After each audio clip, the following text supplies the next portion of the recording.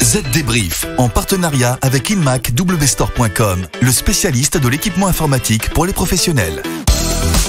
Salut à tous, nous voici de retour pour un nouveau Z Débrief. Vous le savez, chaque semaine, c'est le rendez-vous d'actualité de la transformation numérique. Pour m'accompagner dans cette édition, Estelle, bonjour. Bonjour David. Alors, je prends les devants et je vous annonce que notre premier sujet va concerner le dernier iPhone. Apple ferait des mystères concernant une certaine fonctionnalité, vous allez le voir. Après, il sera question d'Emmanuel Macron et de son addiction à une certaine application mobile. On parlera aussi d'une caméra sémantique pour améliorer la sécurité routière et d'un sacré coup de pouce donné aux startups françaises. Enfin, on écoutera les bons conseils d'Edward Snowden pour se protéger des GAFA. Allez, le Z Débrief, c'est parti. Les dernières infos. Alors David, expliquez-nous ce que cache Apple et pourquoi son dernier modèle, l'iPhone 11, suscite autant d'interrogations. Eh bien, ce qui pose question, c'est une nouvelle fonctionnalité baptisée recharge bilatérale. On la trouve déjà sur le S10 de Samsung et le P30 Pro de Huawei. Elle permet au smartphone de se changer en fournisseur d'énergie pour d'autres appareils. Ok, et où est le mystère ? Eh bien, un analyste bien connu a annoncé que cette fonctionnalité serait embarquée dans l'iPhone 11, avant de revenir sur ses déclarations. Un revirement qui interroge. Plusieurs hypothèses sont à l'étude, soit la fonctionnalité n'est pas présente dans la machine, soit elle y est, mais n'a pas encore été activée. Si c'est le cas, il y a une chance qu'une future mise à jour d'iOS puisse lui donner vie. Ah David, je vous vois vous frotter les mains. Eh oui. Vous n'allez pas tarder à craquer et à l'acheter rien que pour vérifier. Attendez un peu qu'on en soit sûr.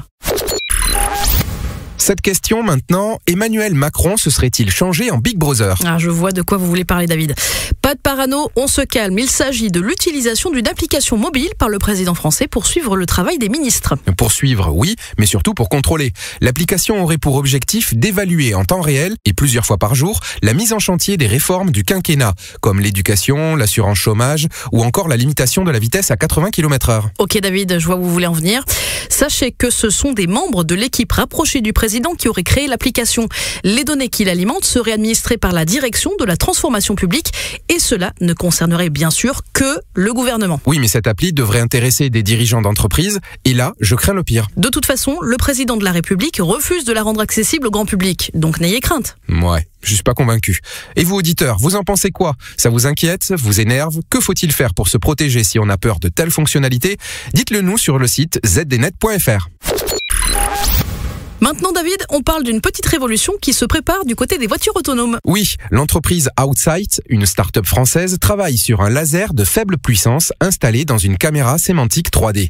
Elle pourrait détecter la composition chimique de divers objets et du coup permettre aux voitures d'éviter les matières vivantes et en premier lieu les humains. Et à court terme, ce laser pourrait aussi être utile à des machines de construction, d'exploitation minière et les hélicoptères. Outsight indique travailler en partenariat avec des équipementiers et des fournisseurs sur les marchés de l'automobile, de l'aéronautique, de la sécurité et de la vidéosurveillance. Effectivement, l'engin pourrait être fort utile. Dans un instant, la suite de Z Débrief avec le chiffre marché. Mais d'abord, on fait une courte pause. En tant que business développeur pour une start-up, je travaille depuis différents lieux. Pour répondre à mes besoins de collaboration et de sécurité, j'ai choisi le Lenovo ThinkBook 13S. Du style et des performances pour réaliser tous mes objectifs. C'est l'alliance idéale entre le travail et les loisirs. Découvrez le Lenovo ThinkBook 13S chez InmacWstore. Conçu pour les professionnels, pensé pour vous. Le chiffre marché.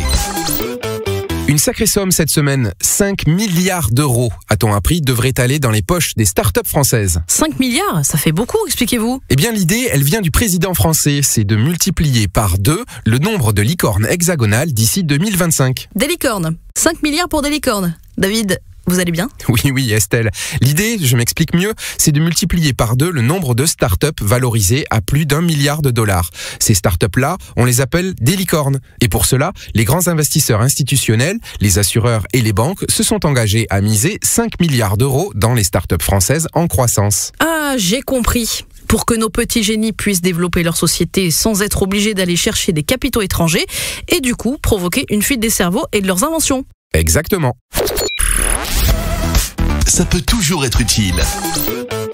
Et pour finir, les bons conseils d'Edward Snowden pour tenir tête aux GAFA. Les GAFA, c'est-à-dire Google, Amazon, Facebook et Apple, sont pour l'ex-agent de la NSA réfugié en Russie, des entreprises qui fonctionnent comme des bras armés des gouvernements. Alors gare aux fuites d'informations. Ok, mais alors on fait comment sans Google, Facebook et compagnie? On oublie la communication numérique? Ça me semble irréalisable. Non, faut juste être un peu plus malin. À la place par exemple d'utiliser WhatsApp ou Telegram, si vous le pouvez, utilisez plutôt la messagerie Signal ou l'application Wire. Elles sont disponibles gratuitement. Ok, c'est noté. C'est la fin de notre Z-Débrief hebdomadaire. Rendez-vous la semaine prochaine. Et n'oubliez pas, on va vous gâter puisqu'en plus du Z-Débrief, vous aurez droit au tout nouveau ZDMag dédié au ransomware. Bye bye. Z-Débrief, en partenariat avec InMacWstore.com, le spécialiste de l'équipement informatique pour les professionnels.